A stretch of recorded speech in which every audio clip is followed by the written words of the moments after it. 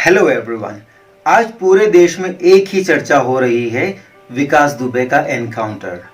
जनता बहुत खुश है कि एक ऐसा आदमी जिसने 8 पुलिस वालों की हत्या की, उसका एनकाउंटर करके पुलिस ने बदला ले लिया। हम लोग बात करते रहे शुड, वुड, कुड की, और यूपी पुलिस ने तो डेड निपटा दिया। अब जनता बहुत खुश है कि उन्हें गैंगस्टर से छुटकारा मिल गया और हमारा बदला भी पूरा हो गया। लेकिन हमेशा की तरह कुछ लोगों का रोना भी शुरू हो गया है कि उसका एनकाउंटर नहीं होना चाहिए था। अगर वो जिंदा रहता तो हमें बहुत कुछ इंफॉर्मेशन मिल जाती, बहुत सबूत मिल जाते कि उसके तार किन किन नेताओं से जुड़े हुए थे। इन चीजों के बारे में हम बात करेंगे। उसके पहले एक इंपॉर्टेंट क्वेश्चन जो हमें डिस्कस करना है वो ये है कि जनता इस एनकाउंटर से खुश क्यों है, या ऐसे जो एनकाउंटर होते हैं फैसला ऑन द स्पॉट, उससे लोगों को इतनी खुशी क्यों होती है। इसके लिए हम एक एग्जांपल लेते हैं। 16 दिसंबर 2012 को दिल्ली में, देश की राजधानी में, एक रेप होता है और उस लड़की को मार दिया जाता है। उन दोषियों पर जिन पर आरोप लगा हुआ है उनके ऊपर केस चलता है फास्ट ट्रैक कोर्ट में और उनको सजा मिलती है 20 मार्च 2020 को। यानी दोषियों को सजा देने में हमें लगे 7 साल 3 महीने। और वो सजा जब मिलती है उसके ठीक पहले हाई कोर्ट के जज का एक स्टेटमेंट आता है कि ये दोषी बार बार अलग अलग तरह के हथकंडे अपनाकर सजा को डिले करते जा रहे हैं, मतलब वो सिस्टम का गलत फायदा उठा रहे हैं। दोस्तों, हाई कोर्ट ये कह रहा है कि हमारा सिस्टम ऐसा है जिसका क्रिमिनल्स फायदा उठा रहे हैं। और इसीलिए पिछले साल जब हैदराबाद में एक लड़की का रेप और मर्डर हुआ तो पुलिस वालों ने 4 लोगों को पकड़ा और पुलिस का यह कहना है कि उन लोगों ने अपना क्राइम एक्सेप्ट कर लिया था। पुलिस उनको क्राइम सीन पर ले गई जहां से उन्होंने भागने की कोशिश की और वो चारों एनकाउंटर में मारे गए। इस पर भी पुलिस की बहुत वाहवाही हुई कि अच्छा हुआ इनको मार दिया, अगर ये जिंदा रहते इनके ऊपर केस चलता तो फास्ट ट्रैक में 7 साल लग जाते हैं, तो जब एक रेगुलर कोर्ट में केस चलता तो 15-20 साल तो नॉर्मल बात हो गई थी। और हम हमेशा कहते हैं justice delayed is justice denied. तो लोग ऐसे एनकाउंटर्स को सही क्यों मानते हैं? क्योंकि कहीं ना कहीं उनका सिस्टम पर से भरोसा उठ गया है। वो ये जानते हैं कि अगर हम सही सिस्टम के थ्रू पनिश करना चाहें लोगों को तो न जाने कितना टाइम लग जाएगा। और ये हमारे लिए बहुत चिंता की बात है। हमारे डेमोक्रेसी का जो आधार है उस पर लोग शक करने लग गए हैं, उस पर भरोसा नहीं करते।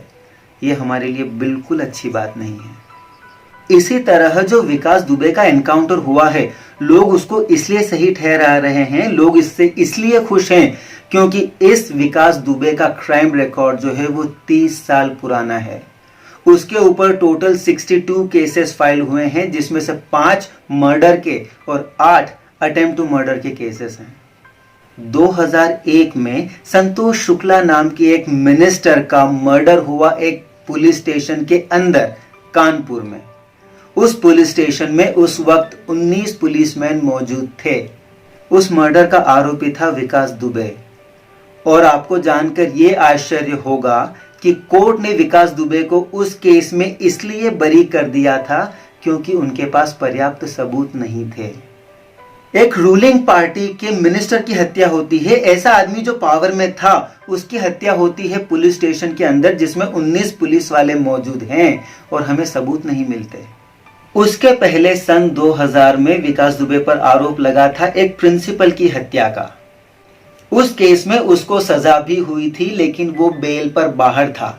सन 2000 में एक हत्या होती है जिसमें दोषी पाए जाने के बावजूद भी विकास दुबे 20 साल तक जमानत पर बाहर घूम रहा है।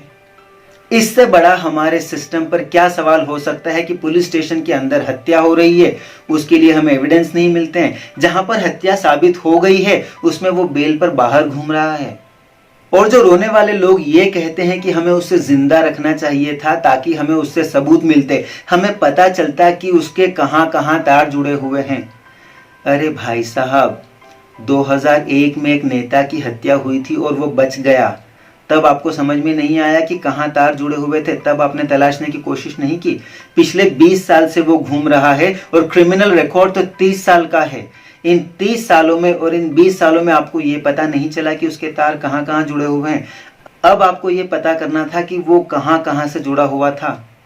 तो विकास दुबे जैसे लोग जो सिस्टम को अपनी उंगलियों पर नचाते हैं, अपनी जेब में लेके घूमते हैं, उन लोगों के कारण देश की जनता का सिस्टम पर से विश्वास उठ रहा है। अगर हम बात करें कि हमारे देश में इतने टाइम तक कोर्ट में केसेस क्यों चलते रहते हैं, तो उसके लिए हमें कुछ स्टैट्स समझने की जरूरत है।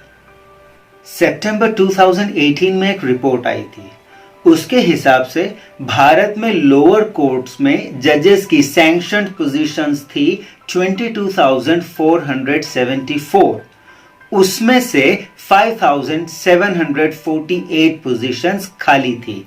इसका मतलब जो सैंक्शन स्ट्रेंथ है उसकी 26% पोजीशंस जजेस की खाली है, और वो भी तब जब सुप्रीम कोर्ट ये कहता है कि जो सैंक्शन पोजीशंस हैं हमें उसकी भी डबल चाहिए।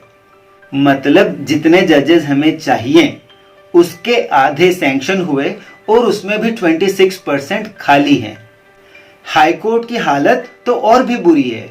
हाई कोर्ट्स में टोटल सैंक्शन पोजीशंस हैं 1079, जिसमें से खाली पोजीशंस बची हुई हैं 406, दैट इज 38%। मतलब हाई कोर्ट्स में भी जो कैपेसिटी है उसका 38% खाली है। हमारे पास उतने जजेस नहीं हैं। जजेस की इसी कमी के कारण हमारे यहाँ पर केसेस की पेंडेंसी इतनी बढ़ गई है और केसेस सालों साल चलते रहते हैं। और इसके साथ साथ एक चिंता की बात यह भी है कि हमारे देश में on an average supreme court और हाई कोर्ट के वर्किंग डेज होते हैं लगभग 200। मतलब हमारे कोर्ट्स साल में लगभग 200 दिन काम करते हैं। हमारे यहाँ पर जजेस की समर वेकेशंस लगती हैं। ये समर वेकेशंस का कॉन्सेप्ट उस टाइम से चला आ रहा है जब हमारे यहाँ पर ब्रिटिश का रूल था। वो लोग समर्स में काम करना पसंद नहीं करते थे क्योंकि उनको गर्मी बहुत लगती थी, इसलिए वो हिल स्टेशंस पे चले जाया करते थे। ये रूल ब्रिटिश के हिसाब से था। ब्रिटिश को गए 70 साल हो चुके हैं। अब तो हमें इस रूल को चेंज करने के बारे में सोचना चाहिए। हाँ, हम ये नहीं कहते कि जजेस सारे 365 दिन काम करें, लेकिन जो नॉर्मल वर्किंग डेज होते हैं, जितने ऑन एन एवरेज एक इंसान काम करता है, उतने दिन या उससे थोड़ा कम अगर जजेस काम करेंगे, हमारे कोर्ट्स ओपन होंगे। सो आई एम श्योर हमारे यहाँ पर पेंडेंसी कम हो जाएंगी और जनता का विश्वास फिर लौट आएगा हमारे सिस्टम में।